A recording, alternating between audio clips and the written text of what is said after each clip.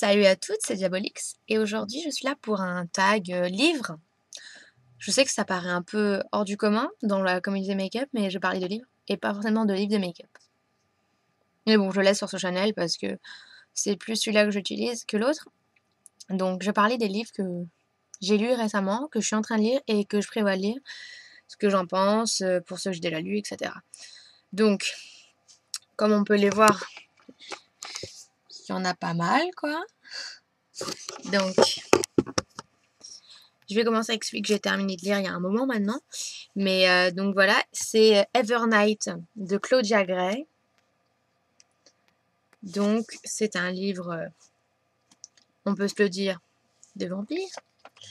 Mais pas que, enfin au sens que c'est pas non, c'est pas comment dire. J'aime beaucoup les vampires donc je vais pas m'en priver, mais je trouve que l'histoire est bien ficelée, que elle est surprenante l'histoire, qu'il y a une suite puisqu'il y a des prochains tomes qui vont bientôt sortir, mais que ça a été extrêmement rapide à lire pour moi. Franchement, j'ai lu la moitié en même pas une heure. Genre, je me suis lâchée, j'ai lu la première moitié. Après, je voulais pas trop le terminer rapidement, donc je me suis retenue de lire, etc. Mais je l'ai vraiment beaucoup apprécié. J'ai beaucoup adoré l'histoire. Je me suis bien amusée. Et j'espère qu'un jour on en fera une adaptation au cinéma et qu'elle sera réussie parce que moi j'ai beaucoup apprécié ce livre. Donc voilà, si vous voulez un bon livre de vampire, je vous le conseille. Donc Evernight de Claudia Gray.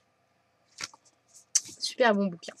Et le slogan, entre guillemets, ici, c'est écrit « Et si Roméo et Juliette avaient été des vampires ?» Ha ha ha. Mais voilà, j'ai super bon bouquin, je l'adore. Un de mes must, définitivement. Ensuite, celui que je suis en train de lire actuellement, c'est Stiletto Blues à Hollywood de Lauren Weisberger. Donc c'est un livre girly. Donc Lauren Weisberger, c'est celle qui a écrit Le Diable s'habille en Prada. Donc bon, un bon bouquin, sachant que le film, j'ai beaucoup aimé le film. J'ai pas lu le bouquin, mais le film, j'ai beaucoup aimé. Ce livre, je l'aime bien. J'en suis là. Donc c'est l'histoire d'un couple dont le mari est un artiste et qui est sur le point de percer. Et en tant que New-Yorkais, ils sont New-Yorkais et puis il va donc aller à Los Angeles souvent pour des concerts, etc. Et puis il va devenir de plus en plus connu. On va voir comment la célébrité va les réussir à... Est-ce que leur couple va survivre, etc. En tout cas, pour où j'en suis, j'aime beaucoup ce livre. Tous les soirs dans mon lit, je lis. Donc Stiletto Blues à Hollywood. Ouh, je le remets dans mon lit. Parce que mon lit est au-dessus. Ensuite, là, donc j'ai une bonne pile de livres que j'ai acheté à la Fnac, sans se mentir. Et que je vais lire. Je vais vous les montrer, mais pas par ordre dans lequel je vais lire, mais dans l'ordre qui sont là. Alors, nous avons Les secrets d'une chou addict de Beth Harbison. Bon, je l'ai pas lu, hein. Je sais pas à quoi il parle, mais il faut lire derrière, mais bon.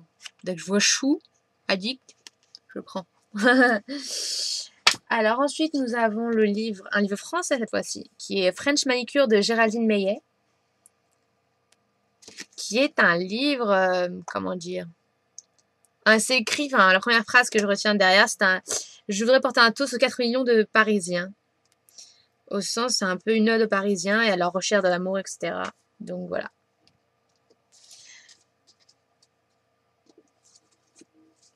Ensuite, nous avons un autre livre de Lauren Weisberger, qui est donc celle qui a écrit Le Diable s'habille en Prada et Stiletto Blues à Hollywood, que je lis actuellement. C'est encore une chaussure en couverture. Et donc, ça s'appelle Sexe, Diamant et plus d'affinité. Donc, Sexe, Diamant et plus d'affinité, j'ai envie de dire, tout est dans le titre. On verra bien ce que ça donne. En tout cas, je suis sûre que je ne serai pas déçue.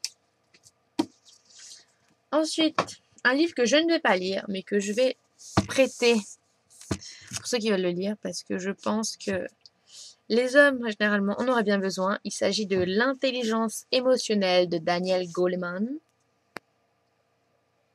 Pour moi, les émotions sont une genre d'intelligence et c'est très important dans ma vie, les émotions. Et je pense que peu de gens se rendent compte de l'intérêt des émotions dans leur vie. Et je pense que ça permettrait de les aider à comprendre cela. Ah! Je viens de faire tomber Sexe, Diamant et plus d'affinité dans ma corbeille à bracelet de bras. Youpi! Donc, voilà. Ensuite, nous avons Les aventures de Vicky Nelson, le prix du sang de Tanya Youth. Alors, en fait, ce livre, j'ai choisi parce qu'en fait, je devais acheter plusieurs livres d'une catégorie de maison d'édition et j'avais un livre offert. Et dans les livres offerts, j'ai choisi celui-là. Quand je vois le prix du sang, je vois que c'est mon délire de livre. Donc, bon, je vais le lire, on verra bien. Mais c'est pas celui que je vais lire en premier. Là, vont arriver les deux que je prévois de lire juste après Theatre Blues à Hollywood. Donc, c'est surtout un que je vais faire plus avant que l'autre. Je vais d'abord lire, bien sûr, ça avant, dès que j'aurai fini ce que j'ai en train de faire, c'est le journal de Stéphane de L.J. Smith. Bien sûr, parce que j'adore la série Vampire Diaries. Et donc, ça c'est le tome 1 du journal de Stéphane. Le tome 2 sortira bientôt, en mai, je crois. Et on n'aura pas la tête, une moitié de tête de Stéphane dans la série, mais une moitié de tête de Damon. Donc de Ian Somerhalder, que j'adore. Et donc voilà, le journal de Stéphane, parce que j'adore la série. Les petits extraits de son journal, je trouvais intéressant. Et le journal de Stéphane Salvatore, je voulais vraiment le lire dès que je l'ai vu. Il a fini dans ma poche. Et donc voilà. Donc pour ceux qui ne savent pas, Vampire Diaries est une série issue d'une série de livres qui s'appelle Le Journal d'un vampire. Donc voilà. Et ça, c'est l'un des personnages de cette série. Donc voilà. Et sinon, le livre que je vais lire après le journal de Stéphane, c'est celui-là, ça s'appelle Dracula en dehors de Scarlett de Saint-Germain. Contrairement aux apparences, ce n'est pas un livre français. C'est un livre qui a l'air vraiment pas mal. Honnêtement, j'avais lu le derrière et en fait, c'est en gros si les vampires étaient des fashionistas, quoi. Genre s'ils portaient du Dior, etc. Blablabla, quoi. Et franchement, je trouve ça très fun, très décalé. J'ai hâte de lire. Donc voilà, c'était tout pour mon tag livre. Je sais pas si le tag existe vraiment, mais moi je le crée en tout cas. Rien à foutre.